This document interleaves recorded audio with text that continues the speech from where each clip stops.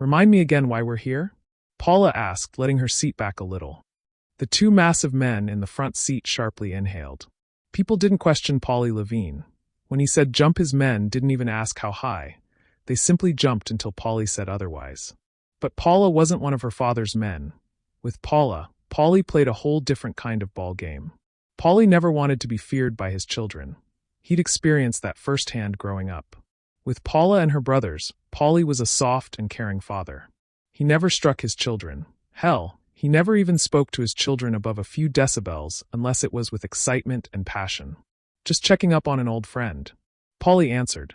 Sitting in the back of the blacked-out SUV, Paula, her father, and their favorite bodyguards, Simon and Gus, sat outside a large apartment complex. The building was a hot spot for drugs, and normally, Pauly wouldn't be caught anywhere near it. He loathed the men who hung around outside the building, preying on young and innocent children, getting them hooked on drugs before they even knew how to drive. But today wasn't a normal day. Paula opened her mouth to ask a question when her father held up a hand. Gus, busta UE, that's him. Pauly said. Gus cranked the car to life and did as he was told. Right there, in the green hoodie. Pauly said, pointing to a tall, skinny figure. Gus brought the car to a slow creep as Simon jumped out. Before the hooded person could say a word, the trunk was open and Simon was throwing them into the back. Gagging and tying them up, he closed the trunk and was back in the passenger seat. Gus continued down the road as the father and daughter casually spoke about how lively the ghost neighborhood once was. After doing some circles and switching cars, they headed to the safe house where Simon tied the man in the hoodie to a chair before removing the sack on his head. Hi Jake, long time no see. Pauly said, wiggling his fingers. Why has it been so long, Jake? It kind of feels like you're avoiding us.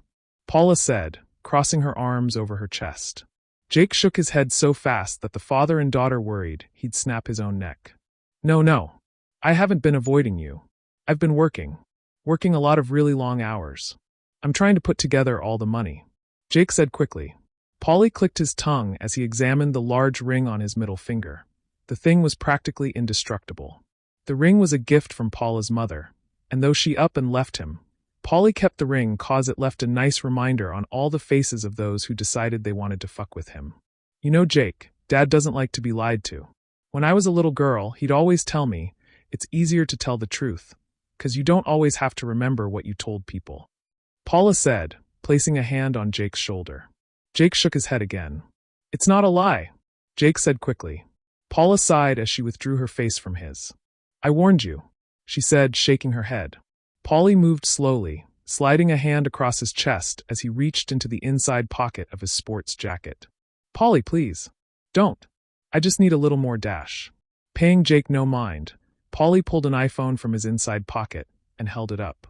Jakey, relax. What are you afraid of iPhones or something? Pauly asked with a smirk.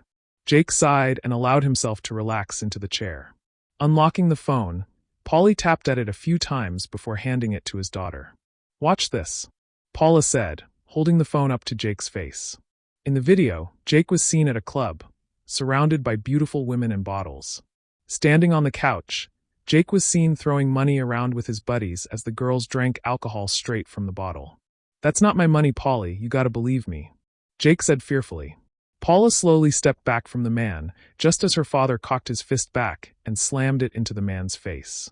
Jake's head flung back, blood flying through the air as his chair fell over. Standing over him, Pauly spat in his face. I don't appreciate being lied to, Pauly said. Paula handed her father a handkerchief as the pair made their way to the door. As they exited the building, her father's men walked in and Paula could hear the sound of flesh meeting fists before the door slammed shut. Hopping into the car, Paula closed the door and they were off.